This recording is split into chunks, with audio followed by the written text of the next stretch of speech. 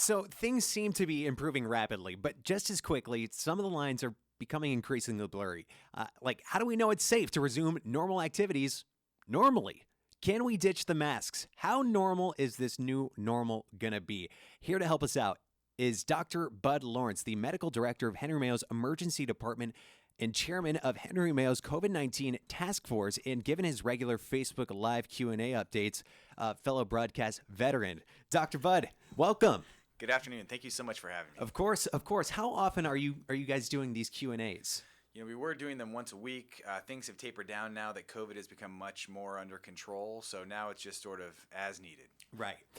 Let's start at your home base, Henry Mayo Newhall Hospital. When did you guys hit your peak, and how are the numbers today in relation to that peak? That's a great question. So we really started feeling the heat of this in about the late December, January, February timeframe. After those winter holidays, we really saw the crush, and really truly at that time, Los Angeles was the epicenter for COVID in the world, kind of that similar New York and Italy experience, but not quite as bad, but still very bad. At that time, we had about 120 patients in the hospital or more, with another 20 patients in the emergency department waiting to get upstairs. Extremely busy. However, I should say the hospital still did an amazing job of having the proper resources available to care for all those patients individually and get the best outcomes that we could. Now, though, is another story where it's such amazing news, but we've had 0 to 1 patient in the hospital for about the last 2 to 3 weeks. It is such a great sign that things like our vaccination program is making a huge difference, and really people wearing masks, washing hands, all those things are really culminating to decrease that community spread. And we're really seeing the evidence of that. How would you rate your hospital's vaccination program in your eyes? So we set up a vaccination clinic at Henry Mayo Newhall Hospital at the very beginning of this in January, and we set up a full clinic. As of today, we have put more than 50,000 shots in arms. So that is a huge factor in terms of this community being safe, and we're very thankful for those people who come in and get vaccinated, and we try to spread the word and the information for people to make good decisions on whether or not they want the vaccine or not. June 15th. It's a date that many in our state have been looking forward to as sort of like a quasi-finish line, if not for the entire pandemic, certainly for the most restrictive public health guidelines. Explain the significance of June 15th and really what Californians can expect when we get there. Well, June 15th is going to be a great day, I think, although it's a very oddly arbitrary day. I think it's just was sort of grasped out of the thin air in terms of a day that things might be getting better. And in fact, they are getting better, though. So that's the real impressive thing, is that things are getting better. We've already had the CDC put down recommendations for decreasing the mask mandates.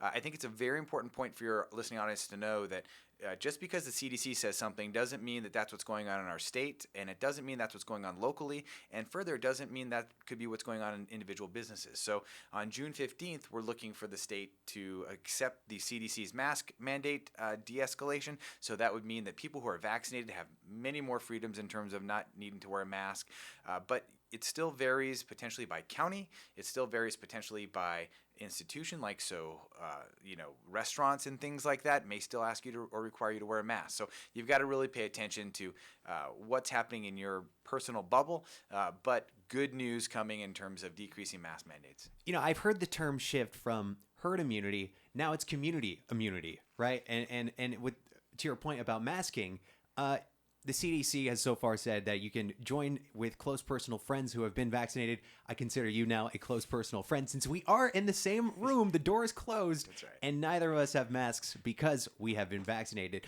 Let's talk masking, though, because that has become a political football, if you will. Where do you see the guidelines shifting on that? And it might be obvious, but really, what will it take to get to the point where we can ditch them overall? That's a wonderful question. I think in terms of where we're heading, I think what you're really going to see is you're going to see a delineation between vaccinated people, like we are, and unvaccinated people. And I think you're going to see that vaccinated people are going to have much, much, much less restrictions in terms of when they need to wear a mask, and to the point where you may only need to wear a mask when you're at a huge group gathering over 50,000 people or at a huge indoor gathering over 1,000 people. Other than that, you may not have to wear a mask unless other stores or restaurants ask you to.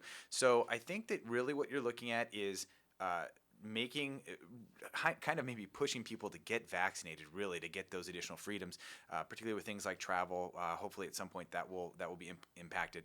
But I do think there will be a day where we don't have to wear a mask. I think we just have to be cautiously optimistic that's down the pipe, but I don't see where that is just yet, particularly for big events like concerts and ball games and stuff.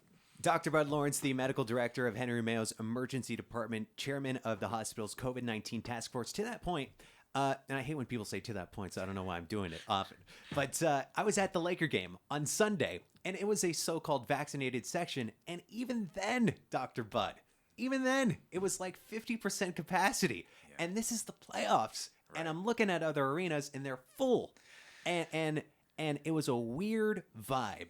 It was partially filled arenas, certainly not a playoff vibe. And so I'm just wondering why we couldn't fill the arena with vaccinated people. And I wonder, my question to you is, how important are these CDC vaccination cards going to be? Do you think they're going to be a more pressing, more pervasive thing that we just carry around day to day? I think I would recommend that if you are vaccinated, that you have a digital copy with you. You can take a photo of it and keep it with you. I think this is something that people currently aren't asking necessarily for proof of vaccination all the time, but there is a possibility we may move that way in the future. Again, this is going to be more what does the LA County Department of Health recommend and current cities. So I do think it's something that's going to be very important to have. If you have a digital copy, that's a great idea. But at some point, hopefully, we'll be, in June 15th, for example, they'll be relaxing restrictions of how many people you can have in certain areas. So I think hopefully maybe after that day, we'll see more people in basketball arenas. Yeah, hopefully. June 15th. Over. Yeah, right. Exactly. Just in time for the Lakers and Clippers. Well, we knew the Clippers are going to blow it, but just in time for the Lakers to blow it. Dr. Bud Lawrence, medical director of Henry Mayo's emergency department, again, chairman of the hospital's COVID-19 task force, and now also a seasoned broadcaster and acrobat. I must commend you on these Facebook Live broadcasts because you're delivering clear information and you keep any of the politics out of it because that poisons the well immediately. But as medical director, how do you deal with vaccine hesitancy? You recognize that people can choose whether or not they want to be vaccinated, whether or not they want to vaccinate their family, their children especially. But I'm sure you also realize that the quickest way to reopen is getting shots in people's arms. So how delicate of a conversation is that, and how do you deal with those conversations? Yeah, it's very delicate. In fact, the vaccinating your children is a very hot topic because most children don't get very sick from COVID. And I think my goal is to provide people with the knowledge, the science, and the knowledge about the vaccine and the risks and benefits, and we want you to make that decision what's best for you and your family members and perhaps your children based on getting that knowledge.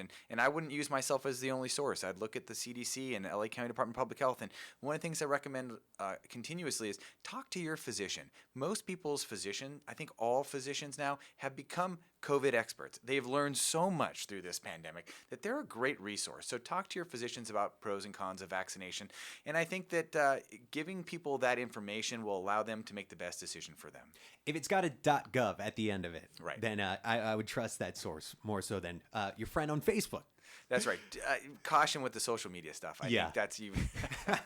Unless it is one of Henry Mayo's hospital's live broadcasts on Facebook, which you can tune into at Henry Mayo Newhall Hospital. You can also get the latest info on the pandemic and public health guidelines, learn about all the services that the hospital offers, and for all of your health and wellness needs, go to henrymayo.com. Dr. Bud, we've taken up too much of your time. You're a busy, important man here in the Santa Clarita Valley. But thank you for stopping by and giving us an update. Oh, thank you for having me, and thank you so much for getting the word out and educating people. I can't thank you enough. Please, anytime you want to come on, the door is open. Open door policy. It is 420. Happy 420 to you. We have Throwback Thursday coming up, Dr. Bud Lawrence. You'll probably like it. I don't know your musical taste. What's the last concert you went to?